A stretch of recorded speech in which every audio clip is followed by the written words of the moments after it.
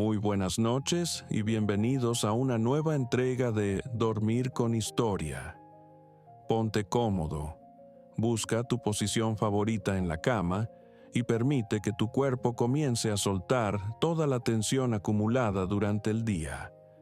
Cierra los ojos si lo deseas, o deja que tu mirada descanse en un punto fijo mientras el sonido de mi voz te transporta a un tiempo lejano. Un tiempo de dioses, héroes y misterios que aún susurran entre las ruinas de mármol y el viento del Mediterráneo. Esta noche vamos a realizar un viaje profundo hacia el corazón de la antigua Grecia. No buscaremos batallas frenéticas ni ruidos estridentes. Nos sumergiremos en la cadencia pausada de sus mitos, en esas historias que intentaban explicar el orden del cosmos y los caprichos del alma humana. A lo largo de esta hora, exploraremos 5 relatos fundamentales que han moldeado nuestra cultura, narrados con el detalle y la calma necesarios para que tu mente pueda navegar por ellos como si de un sueño lúcido se tratase. Respira profundamente. Siente cómo el aire llena tus pulmones y, al exhalar, imagina que te encuentras a la orilla del mar Egeo, bajo un cielo estrellado que los antiguos pastores y filósofos contemplaban con el mismo asombro con el que hoy miramos el infinito. Deja que el peso de tu cuerpo se funda con el colchón mientras nos preparamos para conocer nuestro primer relato de la noche. Hubo un tiempo, perdido ya en los pliegues de la memoria del mundo, en el que las fronteras entre lo divino y lo mortal eran tan delgadas como el velo de una novia. En aquel entonces, en una tierra de cielos cobrizos y valles que parecían pintados por la mano de un artista enamorado, vivía un rey cuya mayor fortuna, y al mismo tiempo su mayor carga, eran sus 3 hijas. Las 2 mayores poseían una belleza que cumplía con creces los estándares de la aristocracia de la época. Eran esbeltas, de modales finos y miradas que prometían alianzas políticas ventajosas. Sin embargo, la menor de ellas, Psique, habitaba una dimensión estética y espiritual que escapaba a toda definición humana. Para entender la belleza de Psique, no basta con imaginar un rostro simétrico o una piel de alabastro. Era una cualidad que parecía emanar del aire que la rodeaba. Cuando caminaba por las plazas de la ciudad, el estruendo de los mercados se silenciaba. Los mercaderes detenían sus pregones, los bueyes dejaban de mugir y el tiempo mismo parecía contener la respiración. Los hombres no la miraban con el deseo carnal que se le dedica a una mujer, sino con el asombro reverencial que se le otorga a un amanecer sobre el Olimpo o a la primera lluvia tras un siglo de sequía. Este fenómeno comenzó a generar un cambio peligroso en las costumbres del reino.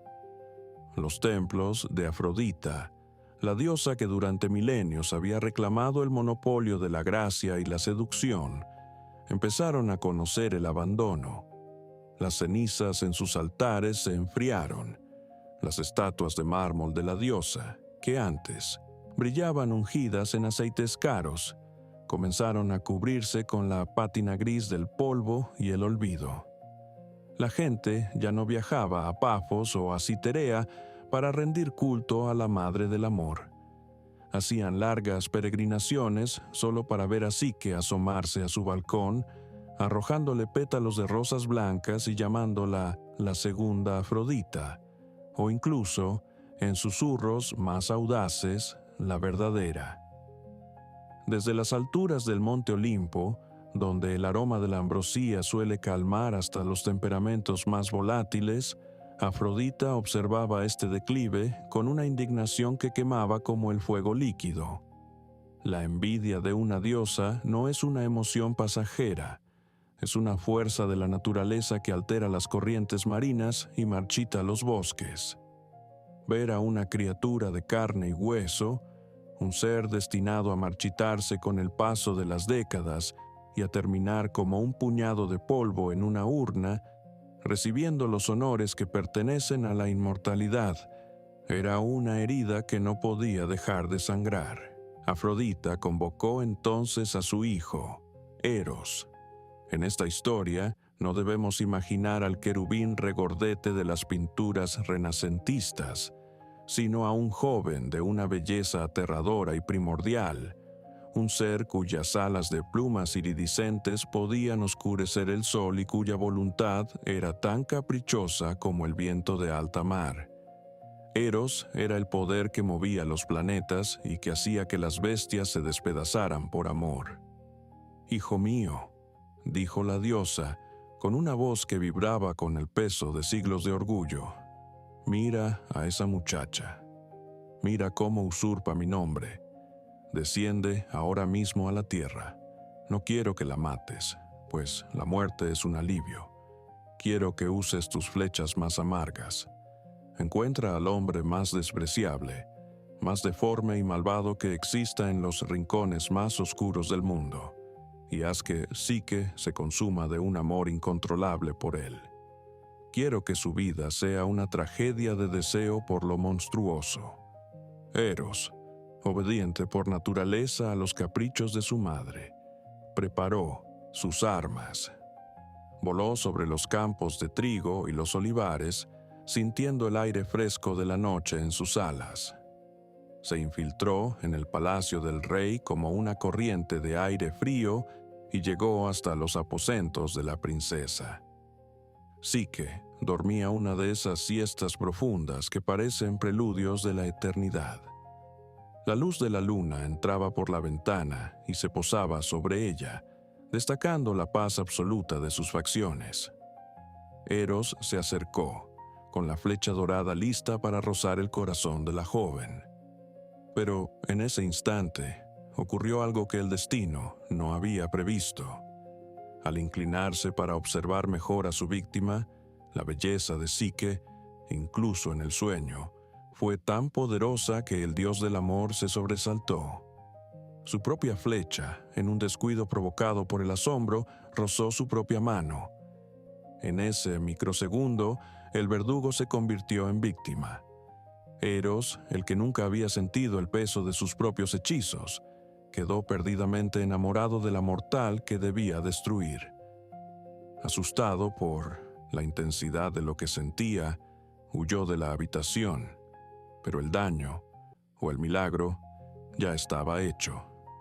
A partir de entonces, la vida de Psique entró en un periodo de extraña esterilidad.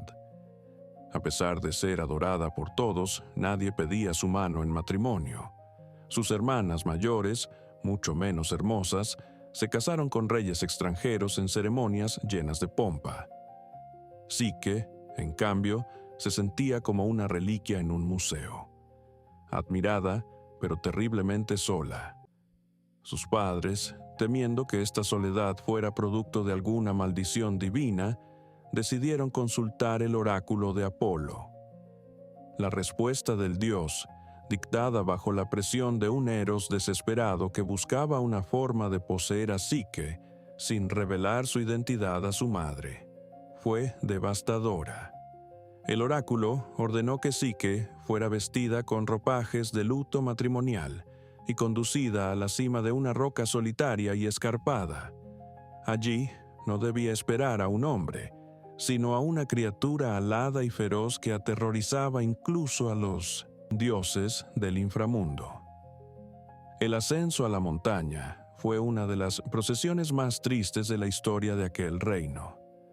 No hubo cantos de alegría ni antorchas de boda, sino un lamento fúnebre que resonaba en las laderas. Los padres de Psique lloraban amargamente, sintiendo que entregaban a su hija a la boca de un lobo invisible. Pero Psique, con una calma que nacía de su profunda conexión con lo espiritual, les pidió que se retiraran. Ella aceptaba su destino. Se quedó sola en la cima, mientras la oscuridad de la noche la envolvía y el viento empezaba a rugir entre las grietas de la piedra. Sin embargo, en lugar de garras y colmillos, Lo que sí que sintió fue la caricia de Céfiro. El viento del oeste, actuando como un servidor silencioso de Eros, la levantó con una delicadeza que desafiaba las leyes de la física. La transportó por encima de valles sombríos y picos nevados, depositándola finalmente en un prado donde la hierba se sentía como el terciopelo más fino bajo sus pies. Frente a ella, emergiendo de la niebla, se alzaba una estructura que no parecía haber sido construida por manos humanas.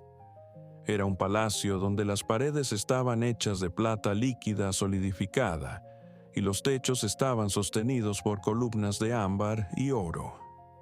Al entrar, Psique se encontró en un mundo donde la materia obedecía al pensamiento. No había sirvientes a la vista, pero el aire mismo estaba lleno de voces. Eran susurros armónicos, voces sin cuerpo que le daban la bienvenida y le indicaban que todo aquello era suyo. Durante el día, Psique exploraba aquel laberinto de maravillas.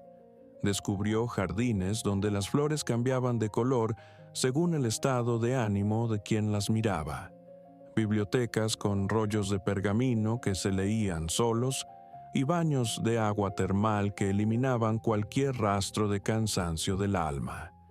Pero la verdadera naturaleza de su nueva vida solo se revelaba al caer el sol. En la oscuridad más absoluta de su habitación, Psique sintió por primera vez la presencia de su esposo. No hubo luz para verlo, pero sus otros sentidos se agudizaron. Sintió un calor humano, una piel suave y un aroma a flores silvestres y eternidad. Aquel ser, que según el oráculo debía ser un monstruo, la trató con una ternura que la hizo olvidar todos sus temores. Su voz era una melodía profunda que parecía vibrar dentro de sus propios huesos. «Psique», le susurró él en la primera noche, «soy tu esposo y el dueño de este lugar. Aquí tendrás todo lo que desees, y mi amor será tu escudo. Pero hay una condición que no admite excepciones. Nunca debes intentar ver mi rostro. Debes confiar en lo que sientes, no en lo que ves. Si buscas la luz para conocerme, esa misma luz nos separará para siempre». Psique, feliz y abrumada por la pasión de aquel amante invisible, aceptó el trato. Durante mucho tiempo, su vida fue un equilibrio perfecto entre el asombro del día y el éxtasis de la noche. Pero, como ocurre con todo lo que es perfecto, la curiosidad y la influencia del mundo exterior pronto empezarían a erosionar los cimientos de su palacio de cristal. Si el primer relato nos habló de la curiosidad y la divinidad del amor, este segundo mito nos transporta a las profundidades de la pérdida y al poder de la voz humana frente al silencio eterno.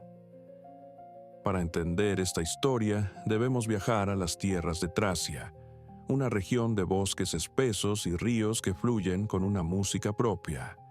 Allí nació Orfeo, hijo de la musa Calíope, y, según dicen algunos, del propio dios Apolo. Desde su infancia, Orfeo no fue un niño común. Mientras otros jóvenes practicaban con el arco o la espada, él se sentaba a la orilla de los riachuelos con una lira entre las manos. Se decía que cuando Orfeo pulsaba las cuerdas de su instrumento, el orden del cosmos se detenía para escuchar. Su música no era solo sonido, era una fuerza elemental. Las fieras del bosque, los lobos hambrientos y los leones majestuosos se acercaban a él no para cazar, sino para echarse a sus pies en una paz hipnótica. Incluso los árboles, cuyas raíces parecen ancladas al centro de la tierra, inclinaban sus copas hacia él, y las piedras más duras del camino se ablandaban, dejando que el sonido penetrara sus poros minerales. La vida de Orfeo era una melodía constante hasta que conoció a Eurídice. Eurídice era una ninfa de los bosques, una criatura cuya esencia estaba ligada a la frescura de las arboledas y a la claridad de las fuentes. Su belleza no era la belleza estática de una estatua, sino una belleza en movimiento. El brillo de sus ojos recordaba al rocío de la mañana sobre las hojas, y su risa era el contrapunto perfecto para la lira de Orfeo. Se amaron con una intensidad que parecía desafiar la propia brevedad de la vida mortal. Su boda fue un evento que los dioses mismos bendijeron, aunque el destino, siempre caprichoso y oculto tras un velo de sombras, ya estaba tejiendo una tragedia. Imagina el día de su unión. El aire estaba saturado con el perfume del azafrán y las rosas. Los invitados bailaban bajo un cielo que parecía celebrar el triunfo del amor. Sin embargo, poco después de la ceremonia, mientras Eurídice caminaba distraída por una pradera, perseguida por la mirada indeseada de un pastor que no aceptaba su negativa, ocurrió lo impensable. Entre la hierba alta y las flores silvestres, una serpiente aguardaba. Un pequeño roce, un pinchazo casi imperceptible en el tobillo, y el veneno de la muerte comenzó a correr por las venas de la ninfa. Eurídice cayó al suelo. Su mirada se empañó como un cristal golpeado por el aliento frío, y antes de que Orfeo pudiera llegar a su lado, su alma ya se deslizaba hacia las profundidades grises del inframundo. El dolor de Orfeo no se manifestó en gritos ni en furia. Fue un silencio sepulcral que envolvió los bosques de Tracia. Su lira, que antes cantaba a la alegría del sol, comenzó a emitir notas que hacían llorar a las rocas. El mundo entero pareció entrar en un luto eterno. Los pájaros dejaron de cantar, sintiendo que la armonía de la tierra se había roto. Fue entonces cuando Orfeo tomó una decisión que ningún mortal, en su sano juicio, se atrevería a tomar. Descendería al reino de los muertos para reclamar a su amada. El viaje hacia el Hades no es un camino de carne y hueso, sino una travesía a través de la niebla y el olvido. Orfeo caminó por senderos donde la luz se vuelve líquida y el aire pesa como el plomo. Llegó a las orillas del río Estigia, donde Caronte, el barquero de ojos de fuego, transporta a las almas que ya no tienen regreso. Caronte, acostumbrado a los lamentos inútiles de los muertos, se negó a llevar a un ser vivo en su barca de madera podrida. Pero Orfeo no discutió, simplemente tomó su lira. Las notas que brotaron del instrumento eran tan tristes que el río mismo detuvo su corriente. Caronte, cuya alma era tan dura como la piedra de las cavernas, sintió por primera vez una lágrima correr por su mejilla marchita. Sin decir palabra, dejó que Orfeo subiera a la barca y lo transportó hacia la otra orilla, donde el aire huele a ceniza y a recuerdos perdidos. Orfeo continuó su camino, pasando por las fauces de Cerbero, el perro de 3 cabezas que custodia la entrada al palacio de Hades. Al escuchar la música de Orfeo, las 3 cabezas de la bestia se inclinaron, sus ojos feroces se cerraron y el monstruo cayó en un sueño profundo, permitiendo que el músico pasara sin rasguño alguno. Finalmente, Orfeo llegó ante el trono de Hades y Perséfone, los soberanos de las sombras. El palacio de Hades es un lugar de una belleza gélida y terrible, donde el silencio es la única ley. Allí, rodeado por las sombras de reyes y mendigos que ya no son nada, Orfeo se arrodilló. No ofreció sacrificios ni oro, ofreció su canción. Cantó sobre el amor que nace con la primavera y la injusticia de la muerte que lo ciega antes de tiempo. Cantó sobre el vacío que deja una ausencia en la cama de un hombre vivo y sobre la esperanza que se resiste a morir. Su voz resonó en los rincones más profundos del Tártaro. Se dice que, por un momento, los castigos eternos se detuvieron. Tántalo olvidó su sed. Sísifo dejó de empujar su piedra, y las furias, aquellas deidades de la venganza que no conocen la piedad, sintieron que sus corazones se ablandaban. Perséfone, conmovida hasta las lágrimas, miró a su esposo. Incluso Hades, el dios de hierro, el que nunca cambia de opinión, asintió con la cabeza. «Puedes llevártela», dijo Hades con una voz que era como el crujir de la tierra. «Pero hay una condición. Ella caminará detrás de ti mientras asciendes hacia la luz del mundo superior. Pero tú, Orfeo, no debes mirar atrás ni una sola vez hasta que ambos estén bajo el sol de los vivos. Si tus ojos se vuelven para ver su rostro antes de tiempo, ella regresará aquí para siempre». Orfeo aceptó el trato, con el corazón palpitante. Comenzó el ascenso por túneles estrechos y empinados, donde el eco de sus propios pasos era el único sonido que lo acompañaba. No podía oír la respiración de Eurídice, pues las sombras no respiran. No podía sentir el roce de su mano, pues los muertos no tienen peso. La duda, esa misma sombra que había atormentado a Psique en su palacio, empezó a trepar por su espalda. ¿Estaba ella realmente allí? ¿O era todo un truco del dios de los muertos para burlarse de su dolor? El camino era eterno.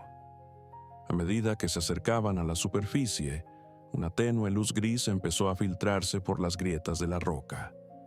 Orfeo sentía el aire fresco de la tierra, el aroma de los pinos y el calor lejano del sol. Estaba a solo unos pasos de la libertad. El alivio lo inundó, una alegría tan inmensa que nubló su juicio. Olvidando por un segundo que él ya estaba en la luz, pero ella aún permanecía en la sombra del túnel, Orfeo, ansioso por compartir la victoria con su amada, giró la cabeza. En ese instante fugaz vio el rostro de Eurídice. Estaba pálida pero hermosa, con una expresión de infinito amor y de infinita tristeza. Sus ojos se encontraron por una fracción de segundo. Ella estiró su mano, intentando tocar la piel de su esposo, pero sus dedos se desvanecieron como el humo entre las corrientes de aire. «Adiós», susurró ella, una voz que no fue más que un suspiro en la oscuridad. Y entonces Eurídice fue arrastrada de nuevo hacia las profundidades, desapareciendo en el abismo negro del que Orfeo ya no podría rescatarla. El músico intentó seguirla, corrió de nuevo hacia el río Estigia, pero esta vez Caronte permaneció impasible. Orfeo gritó, suplicó y cantó hasta que su garganta se secó, pero las puertas del Hades estaban cerradas para él. Pasó 7 días y 7 noches a la orilla del río, sin comer ni dormir, alimentado solo por su propio dolor. Finalmente, regresó a los bosques de Tracia, pero ya no era el mismo. Vagó por las montañas, rechazando el amor de cualquier otra mujer, fiel a la sombra de Eurídice. Su música se volvió tan pura y tan triste que los animales que lo escuchaban morían de melancolía a su lado. Se dice que, al final, cuando su cuerpo finalmente se deshizo, su alma voló rápidamente hacia los campos elíseos, donde por fin pudo encontrar a su Eurídice. Allí, en las praderas de luz eterna, caminan juntos, y ahora Orfeo puede mirar atrás todo lo que quiera, porque sabe que ella nunca más se separará de su lado. Para comprender el tercer relato de nuestra noche, debemos alejarnos de los ecos melancólicos de la lira de Orfeo y de los valles invisibles de Psique, para dirigir nuestra mirada hacia el azul más profundo, ese tono de ultramar que solo el mar Egeo es capaz de sostener bajo el peso del sol del mediodía.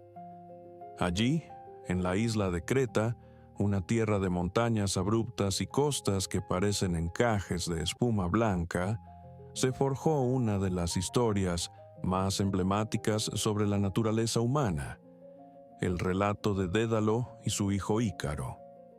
Esta no es solo una historia sobre alas de cera, Es una exploración sobre los límites del ingenio, la carga del remordimiento y la embriaguez de la libertad. Dédalo no era un arquitecto común, ni siquiera para los estándares de una época donde los dioses aún intervenían en los asuntos de los hombres. Sus manos no solo tallaban la piedra o fundían el bronce, sus manos parecían conversar con la materia misma, extrayendo de ella secretos que la naturaleza suele guardar bajo 7 llaves. En su Atenas natal ya era una leyenda. Se decía que sus estatuas poseían una chispa de vida tan perturbadora que los transeúntes juraban verlas pestañear bajo el sol. Algunos decían que sus figuras debían ser encadenadas a sus pedestales durante la noche, no por temor a que fueran robadas, sino por el miedo genuino de que, al sentir la brisa nocturna, decidieran simplemente bajar de sus bases y alejarse caminando hacia el horizonte. Pero el genio, con frecuencia, es un don que viene acompañado de una sombra alargada. Dédalo, consciente de su propia grandeza, no toleraba la competencia. Cuando su sobrino y aprendiz, Perdix, demostró un ingenio que amenazaba con eclipsar al maestro, inventando la sierra tras observar la mandíbula de un pez y el compás al unir 2 piezas de hierro, la envidia oscureció el juicio de Dédalo. En un momento de debilidad humana y divina arrogancia, Dédalo empujó al joven desde lo alto de la Acrópolis. Aunque Atenea, en su piedad, transformó al muchacho en un pájaro antes de tocar el suelo, la culpa y el juicio de sus iguales persiguieron al arquitecto. Fue así como, huyendo de su propio crimen y de la justicia ateniense, Dédalo buscó refugio en las costas de Creta, bajo el palio del poderoso rey Minos. El rey Minos, un hombre de ambiciones tan vastas como el mar que rodeaba su isla, recibió a Dédalo no como a un fugitivo, sino como a un tesoro viviente. En la corte de Cnosos, Dédalo diseñó maravillas que desafiaban la lógica, juguetes automáticos que se movían sin hilos, sistemas de riego que parecían venas vivas alimentando la tierra y tronos que se ajustaban al peso del monarca como si tuvieran conciencia. Pero su obra más oscura, aquella que quedaría grabada en la piel de la historia, fue el laberinto. El laberinto no fue concebido como un edificio, sino como un castigo y un secreto. Fue construido para ocultar al Minotauro, esa criatura trágica y monstruosa, mitad hombre y mitad toro, que era el testimonio viviente de la deshonra de la familia real. Minos le pidió a Dédalo que creara una prisión de la cual nadie, ni siquiera la bestia más fuerte ni el hombre más astuto, pudiera escapar. Dédalo se entregó a la tarea con una intensidad febril. Pasaba las noches bajo la luz de las antorchas, dibujando planos que no seguían las reglas de la geometría sagrada, sino las leyes del caos. Imagina el proceso de construcción. Miles de obreros moviendo bloques de piedra caliza bajo el sol abrasador, mientras Dédalo supervisaba cada ángulo, cada falso giro, cada pasadizo que terminaba en un abismo de oscuridad. El laberinto era un organismo vivo de piedra y sombra. Creó giros que engañaban al ojo, donde la luz se filtraba de tal manera que el caminante creía ver una salida, cuando en realidad se adentraba más en las entrañas de la tierra. Los pasadizos se estrechaban hasta que el aire se volvía pesado, y los techos, decorados con patrones hipnóticos, parecían susurrar los nombres de los perdidos, desorientando sus sentidos hasta que el miedo los paralizaba. Fue una obra maestra de la confusión. El propio Dédalo, al terminar la construcción, casi no pudo encontrar el camino de regreso a la entrada. Se dice que tuvo que dejarse guiar por el sonido del mar, que llegaba como un eco lejano a través de las rendijas de ventilación, para poder salir de aquel útero de piedra. pero la gratitud de los reyes es tan voluble como el viento. Una vez que el Minotauro estuvo confinado y el secreto del laberinto quedó sellado, Minos comprendió que Dédalo era el único hombre en el mundo que poseía la llave intelectual de aquella estructura. Temeroso de que el arquitecto pudiera revelar el secreto a sus enemigos, o, peor aún, que pudiera construir algo más grandioso para otro monarca, Minos decidió que Creta sería la última morada de Dédalo, pero no como un invitado de honor, sino como un prisionero de lujo. Dédalo fue encerrado en una torre altísima que se erguía sobre un acantilado, azotada constantemente por la salitre y los vientos del norte. Con él estaba su hijo, Ícaro, un joven que había nacido en Creta y que no conocía otra vida que la de los muros de piedra y la inmensidad del horizonte azul. Imagina la vida en aquella torre. Los días eran una sucesión infinita de amaneceres rosados y puestas de sol sangrientas. Ícaro, con la energía de la juventud bullendo en sus venas, pasaba las horas observando el vuelo de las gaviotas. Miraba cómo se suspendían en el aire sin esfuerzo aparente, cómo jugaban con las térmicas y cómo desaparecían como puntos blancos en la inmensidad del cielo. Para el joven, el horizonte no era una línea de llegada, sino una promesa de libertad que su padre no podía darle. Dédalo, mientras tanto, no se entregaba a la desesperación. Sus manos, siempre inquietas, no podían permanecer ociosas. Observaba a su hijo marchitarse en la inactividad y sentía el peso de su propio pasado. Sabía que Minos controlaba cada puerto, cada barca y cada camino de la isla. Ningún barco lo sacaría de allí. El mar estaba vigilado por la flota más poderosa del mundo antiguo. Pero Minos, en su soberbia, había olvidado mirar hacia arriba. El rey puede ser el señor de la tierra y del mar, susurraba Dédalo a su hijo mientras la luna se reflejaba en el agua. Pero el aire no tiene dueño. El cielo no pertenece a ningún monarca humano. Si no podemos escapar por las rutas de los hombres, escaparemos por las rutas de los dioses. Fue así como comenzó el proyecto más ambicioso de la existencia humana. Dédalo empezó a recolectar plumas. Al principio eran solo las que encontraba en la cornisa de la torre, plumas de gaviota, ásperas y resistentes al salitre. Luego empezó a atraer a aves más grandes con restos de comida, recolectando plumas de halcón y de águila que el viento traía de las montañas. Durante meses, el suelo de la celda estuvo cubierto de un mar de plumaje. Dédalo las clasificaba con la precisión de un naturalista. Las más largas, las de vuelo, para los extremos. Las más cortas y densas para la base, donde se unirían a la estructura. Ícaro observaba a su padre trabajar, a veces ayudando a derretir la cera de abeja en un pequeño brasero, otras veces jugando con las plumas que el viento intentaba robar a través de las rejas. El joven no terminaba de comprender la magnitud de lo que su padre estaba creando. Para él era un juego de construcción. Para Dédalo era una oración y un último intento de redención.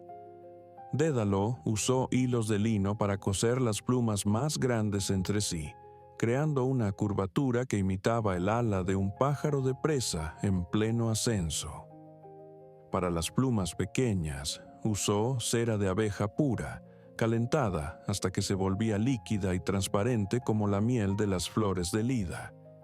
Sus manos, que habían tallado el mármol más duro, ahora aprendían la ingeniería de lo invisible, la aerodinámica, el equilibrio del peso y la resistencia del aire. Cuando los 2 pares de alas estuvieron terminados, el silencio en la torre se volvió denso. Dédalo se probó el primer par, se las ajustó a los hombros con correas de cuero fino y empezó a agitar los brazos. Sintió cómo sus pies perdían contacto con el suelo de piedra. Por un momento, no fue un anciano prisionero, sino una criatura celestial. La sensación de ligereza fue tan intensa que sus ojos se llenaron de lágrimas. La noche antes del gran escape, Dédalo apenas pudo dormir. El sonido de las olas rompiendo contra el acantilado le recordaba el peligro, pero el brillo de la luna sobre las alas terminadas le daba esperanza. Al amanecer, cuando el cielo empezaba a teñirse de un naranja pálido y las estrellas se desvanecían una a una, Dédalo llamó a su hijo. «Ícaro, escucha mis palabras no con tus oídos, sino con tu alma», le dijo con una seriedad que hizo que el joven dejara de sonreír. «Vamos a cruzar el abismo. Estas alas son nuestra salvación, pero también pueden ser nuestra tumba. Debes seguir el camino del medio. No te dejes seducir por la cercanía del mar, porque la humedad pesada empapará tus plumas, las volverá como plomo y el océano te reclamará. Pero, por lo que más quieras, no vueles demasiado alto. El sol es un dios celoso. Si te acercas demasiado a su carro de fuego, el calor derretirá la cera que mantiene unido tu vuelo y caerás como una piedra al vacío. Mantente cerca de mí. No mires al sol, mírame a mí». Ícaro asintió, pero su mente ya estaba fuera de la torre. Dédalo le ajustó las alas al joven, besó sus manos y, tras asegurarse de que todo estaba firme, se lanzó al vacío. Ícaro lo siguió sin dudarlo. El primer segundo fue una caída libre aterradora. El aire silbaba en sus oídos y el estómago se le subía a la garganta. Pero entonces, la física del ingenio humano funcionó. Las alas se abrieron y atraparon el viento de la mañana. Con un movimiento rítmico, empezaron a ganar altura. Imagina la vista desde allí. Debajo de ellos, Creta se hacía pequeña. El palacio de Cnosos, con sus miles de habitaciones y sus oscuros secretos, parecía ahora un juguete de barro. Las naves de guerra de Minos, que patrullaban las costas, eran apenas cáscaras de nuez en un estanque azul. El mundo se expandía ante ellos.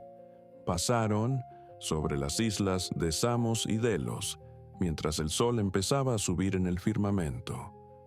Para Dédalo, el vuelo era un esfuerzo técnico, un ejercicio de supervivencia. Pero para Ícaro era una epifanía. La sensación del viento golpeando su rostro, el frío de las alturas y la perspectiva de ver el mundo como solo los dioses lo ven, lo embriagaron. Sintió una euforia que ningún ser humano había sentido jamás. Ya no era un prisionero, ya no era un mortal. Se sentía invencible. Olvidó las advertencias de su padre. Empezó a subir, deleitándose en cómo el aire se volvía más delgado y puro. Quería ver qué había más allá del horizonte. Quería ver el rostro del sol. Dédalo, volando más bajo, se dio cuenta con horror de que su hijo se alejaba. Gritó su nombre, pero el viento se llevaba sus palabras antes de que pudieran alcanzar al joven.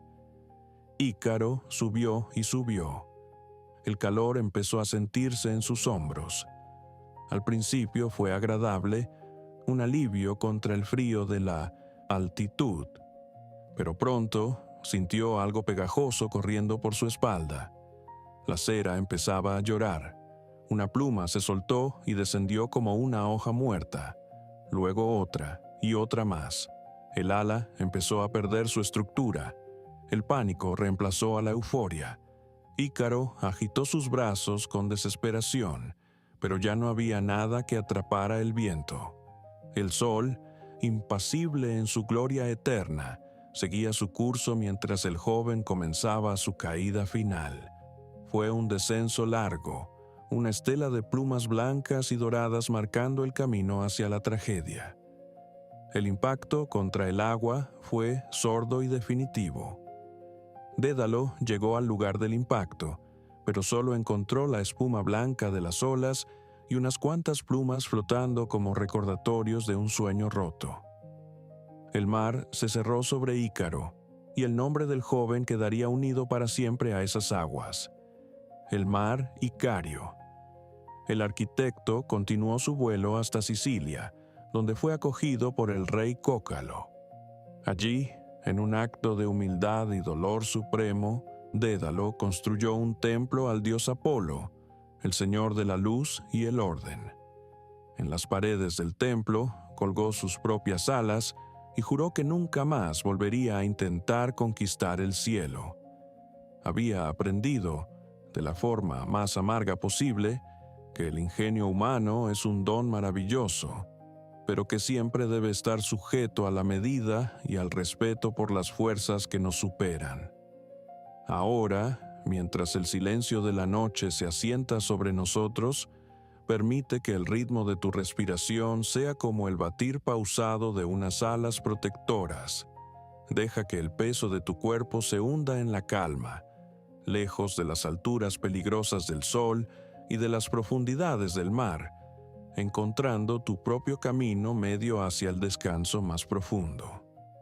Para nuestro cuarto relato de la noche, debemos dejar atrás las alas de cera que se derritieron sobre el Egeo y el azul vibrante del mar Icario, para adentrarnos en una historia de sombras densas, reflejos plateados y el peso de una mirada que posee el poder, aterrador de detener el tiempo mismo. Es la historia de Perseo, un joven cuya existencia comenzó con un milagro, una lluvia de oro que penetró una torre de bronce, y cuyo destino lo llevaría a los confines del mundo conocido para enfrentarse a Medusa, la gorgona cuya belleza original se convirtió en una maldición mineral. La historia de Perseo no comienza con una espada, sino con el miedo de un abuelo, el rey Acrisio, quien, al escuchar que su nieto lo mataría, decidió encerrar a su propia hija, Dánae, en una cámara subterránea. Pero los dioses no conocen de muros ni de cerrojos, y Zeus, transformado en luz líquida, engendró a Perseo en la penumbra. Años después, encontramos al joven Perseo en la isla de Serifos, un lugar de costas abruptas y escarpadas, donde el viento siempre trae consigo el sabor acre de la sal y el eco eterno de las olas rompiendo con violencia contra los acantilados de granito. Perseo creció allí, bajo la sombra de un desafío que ningún mortal en su sano juicio aceptaría. Para proteger a su madre de las ambiciones del tirano Polidectes, se comprometió a entregar la cabeza de la criatura más temida de toda la creación. Para entender la magnitud de esta tarea, debemos detenernos en la figura de Medusa. En los relatos más antiguos, Medusa no era el monstruo que las leyendas posteriores pintaron con trazos de horror. Hubo un tiempo, perdido en los anales de la historia sagrada, en que fue una doncella de una hermosura que hacía palidecer a las demás. Era especialmente célebre por su cabellera, una cascada de seda oscura que fluía como un río nocturno por su espalda. Sin embargo, la tragedia de Medusa fue su propia gracia. Tras ser profanada en el templo de Atenea por el dios Poseidón, la diosa de la sabiduría, en una reacción de furia fría y juicio divino, decidió castigar a la víctima en lugar de al perpetrador. Transformó aquel cabello sedoso en un nido de serpientes venenosas que siseaban con un odio antiguo y dotó a sus ojos, antes cargados de luz, con el poder de petrificar cualquier alma que se atreviera a buscar su reflejo. Medusa se convirtió en una paria, una criatura que solo conocía la soledad, pues cualquier contacto visual significaba la muerte instantánea para el observador. Imagina a Perseo partiendo desde las playas de Sérifos hacia lo desconocido. Su viaje no fue una marcha triunfal rodeada de ejércitos, sino una travesía solitaria a través de tierras donde el sol parece brillar con una luz mortecina. una claridad que no calienta. Sin embargo, en el silencio de su camino, Perseo no estaba del todo desamparado. Los dioses del Olimpo, observando desde sus tronos de nubes y mármol, decidieron otorgarle las herramientas necesarias para lo que todos consideraban una misión suicida. Hermes, el dios de los viajeros y el mensajero de pies ligeros, le entregó una espada de diamante, una arpe, cuya hoja era capaz de cortar la piel más dura y las escamas más resistentes como si fueran agua. También le prestó sus sandalias aladas, que permitían a Perseo desplazarse sobre la cresta de las olas con la ligereza de un pensamiento. Pero quizás el regalo más crucial fue el de Atenea, un escudo de bronce tan pulido y brillante que su superficie funcionaba como un espejo perfecto, una ventana a una realidad indirecta. El viaje llevó primero a Perseo a las tierras de las Greas, las hermanas de las Gorgonas. Eran 3 ancianas que vivían en una cueva donde la luz del día nunca se atrevía a entrar, compartiendo entre ellas un solo ojo y un solo diente. Perseo, moviéndose con la cautela de un depredador invisible, esperó el momento exacto en que una de ellas pasaba el ojo a la otra. En ese instante de ceguera total para las 3, Perseo arrebató el órgano sagrado. Bajo la amenaza de arrojar su único ojo al lago Tritonis, las obligó a revelarle el camino hacia las ninfas del norte. Estas ninfas, seres de una belleza gélida y etérea, y le entregaron los últimos elementos de su equipo: el casco de invisibilidad de Hades, tejido con las sombras del inframundo, y un zurrón mágico, la Kibisis, diseñado para contener aquello que el ojo humano no puede procesar sin romperse. Equipado con estos tesoros, Perseo voló hacia el occidente extremo, allí donde el océano se encuentra con el borde del mundo y el cielo parece descansar sobre los hombros del titán Atlas. Llegó a una isla envuelta en una bruma perpetua, un lugar que olía a piedra húmeda, a musgo antiguo y a un miedo que se había solidificado con los siglos. Era la guarida de las Gorgonas. Imagina la entrada a esa cueva. No era un umbral común. Estaba flanqueada por una procesión silenciosa de estatuas que no habían sido esculpidas por cincel alguno. Eran hombres, mujeres, aves y bestias salvajes que, en un momento de curiosidad fatal o de valentía mal calculada, habían mirado hacia donde no debían. Sus rostros conservaban, con una fidelidad aterradora, las expresiones del último segundo de sus vidas. Algunos mostraban un terror absoluto, otros una sorpresa infinita, y unos pocos una tristeza que el mármol parecía amplificar. Eran recordatorios mudos de que en ese lugar la curiosidad era el camino más corto hacia la eternidad mineral. El silencio en el interior de la caverna era tan denso que Perseo podía escuchar el silbido de su propia respiración y el latido de su corazón golpeando contra sus costillas como un pájaro enjaulado. Perseo comprendió que mirar hacia adelante era su fin. Se colocó el casco de invisibilidad, volviéndose una ausencia en el aire, y elevó el escudo de Atenea. Comenzó a caminar de espaldas, guiándose únicamente por el reflejo en el bronce. En ese espejo divino, el mundo se veía en tonos de ocre, sepia y plata, una realidad amortiguada y segura que filtraba el veneno de la mirada de la gorgona.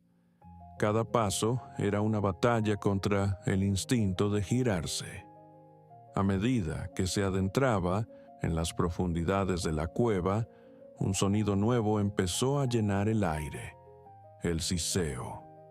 No era el siseo agresivo de una serpiente a punto de atacar, sino un murmullo constante y rítmico, como el sonido de 1000 hojas secas arrastradas por el viento sobre un suelo de piedra. Medusa dormía. Incluso, en su estado monstruoso, había algo profundamente melancólico en su figura. Sus alas de oro, pesadas y majestuosas, estaban plegadas sobre su cuerpo, y las serpientes de su cabeza se movían perezosamente en su sueño, entrelazándose unas con otras como si buscaran calor en la frialdad de su propia naturaleza.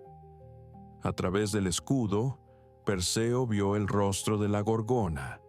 No buscó sus ojos cerrados, sino el punto exacto donde las escamas del cuello se encontraban con la carne.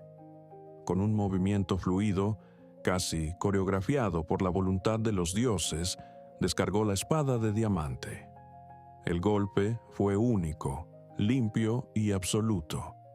Antes de que las serpientes pudieran emitir un grito de alerta o los párpados de Medusa pudieran abrirse para reclamar una última víctima, la cabeza fue separada de su cuerpo. Perseo, manteniendo la mirada fija en el escudo, tomó la cabeza por las serpientes y la guardó rápidamente en el zurrón mágico. Pero el mito nos dice que incluso de la muerte nace la vida. De la sangre que brotó del cuello de Medusa, en un último y extraño milagro de la naturaleza, surgió Pegaso, el caballo alado de un blanco tan puro que parecía hecho de la misma espuma del mar, y el gigante Crisaor. Pegaso salió galopando hacia la libertad del cielo, convirtiéndose para siempre en el símbolo de la inspiración y de la belleza que puede surgir incluso de la tragedia más oscura. El regreso de Perseo fue tan épico como su llegada. Volando sobre las costas de Etiopía, divisó a una mujer encadenada a una roca marina, la princesa Andrómeda, ofrecida como sacrificio a un monstruo abisal para calmar la ira de Poseidón. Perseo, sin dudarlo, descendió del cielo. No usó su espada, sino que extrajo la cabeza de Medusa del zurrón. Al mostrarla al monstruo que emergía de las profundidades, la criatura se convirtió instantáneamente en un arrecife de coral, una montaña de piedra que el mar nunca pudo volver a mover. Al regresar finalmente a Serifos, Perseo entró en el banquete del rey Polidectes, quien se burlaba de su supuesta cobardía. «Aquí tienes el regalo que pediste», dijo el héroe. Al sacar la cabeza, el salón entero, con sus cortesanos, sus guardias y su rey tirano, se transformó en un museo de piedra, un monumento eterno a la justicia y a la ibris castigada.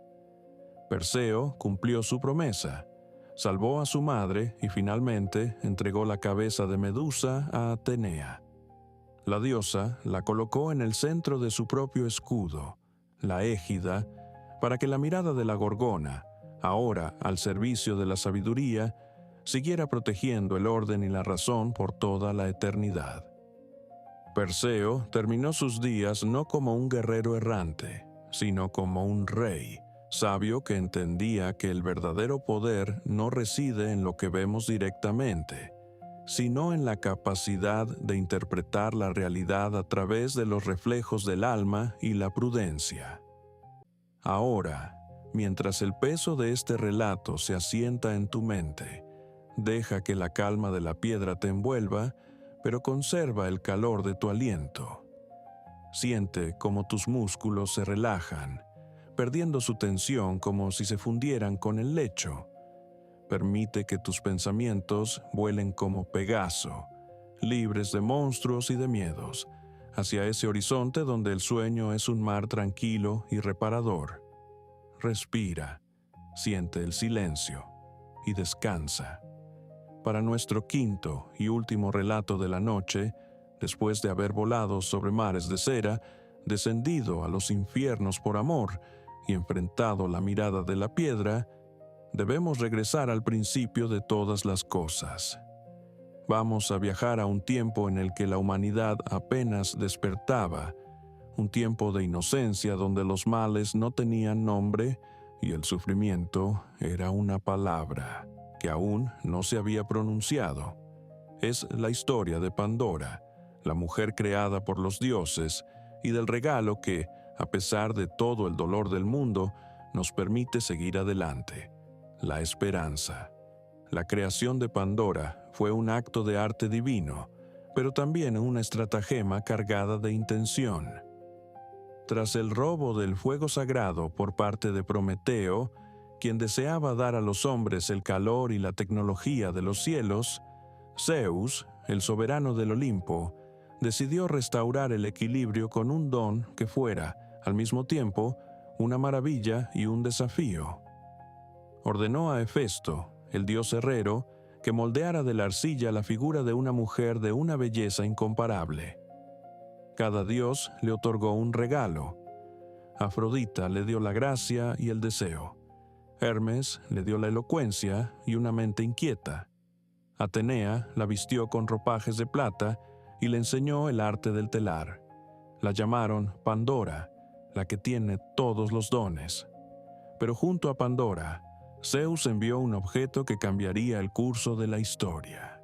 No era una caja, como solemos imaginar hoy, sino un pitos, una gran vasija de cerámica, sellada con un tapete de arcilla pesada. Zeus entregó la vasija a Epimeteo, el hermano de Prometeo, advirtiéndole a través de Pandora que aquel objeto jamás debía ser abierto. Epimeteo, cuyo nombre significa el que reflexiona tarde, quedó tan cautivado por la presencia de Pandora que olvidó las advertencias de su hermano sobre no aceptar regalos de los dioses. Imagina la vida de Pandora en los primeros días del mundo. El aire era siempre templado, la tierra ofrecía sus frutos sin necesidad de arado, y el cuerpo no conocía la enfermedad ni la fatiga. Sin embargo, en un rincón de su hogar, la vasija permanecía en silencio, una presencia constante que parecía vibrar bajo la luz del sol. Pandora, dotada de una curiosidad infinita por los dioses, sentía que el secreto dentro del barro la llamaba. Pasaba horas observando los grabados de la vasija, imaginando qué tesoros, qué nuevas maravillas podrían estar ocultas tras el sello de arcilla. ¿Acaso eran joyas de luz? ¿Acaso era un conocimiento aún más profundo que el del fuego? La curiosidad no es un defecto, sino el motor de la humanidad, pero en el mundo de los mitos es también la llave que abre puertas prohibidas. Un día, cuando el silencio de la tarde era más profundo de lo habitual y Epimeteo se encontraba ausente, Pandora se acercó a la vasija. El aire parecía volverse más denso a medida que sus manos rozaban el borde frío. Con un suspiro que fue el último suspiro de la edad de la inocencia, Pandora rompió el sello y levantó la tapa. En ese instante no salió luz ni oro. De la vasija brotó una nube oscura y asfixiante, un torbellino de sombras que se dispersó rápidamente por los 4 rincones de la tierra. Eran los males que hasta entonces el hombre no conocía: la vejez, la enfermedad, el cansancio, la envidia, el hambre y la tristeza. Pandora, aterrorizada por la oscuridad que había desatado, intentó cerrar la tapa, pero las sombras ya habían escapado, cubriendo el sol y trayendo, por primera vez, el invierno al alma humana. Llorando por el peso de lo que había hecho, Pandora vio cómo el mundo cambiaba ante sus ojos. Las flores se marchitaban y el cuerpo sentía, por primera vez, el pinchazo del dolor. Sin embargo, antes de que pudiera rendirse a la desesperación, escuchó un sonido suave que provenía del fondo de la vasija. Era un brillo tenue, una luz pequeña y cálida que no había escapado con las sombras. Al fondo de todo, atrapada por el borde, se encontraba Elpis, la esperanza. Zeus, en su extraña justicia, había colocado la esperanza en la vasija para que, aunque los hombres tuvieran que enfrentarse a todos los males del mundo, tuvieran siempre el consuelo de creer en un mañana mejor. La esperanza no vuela como las sombras. Se queda con nosotros, silenciosa, recordándonos que después de la noche más larga, siempre regresa la luz. Con el relato de Pandora, llegamos al final de nuestro viaje por los mitos de la antigüedad.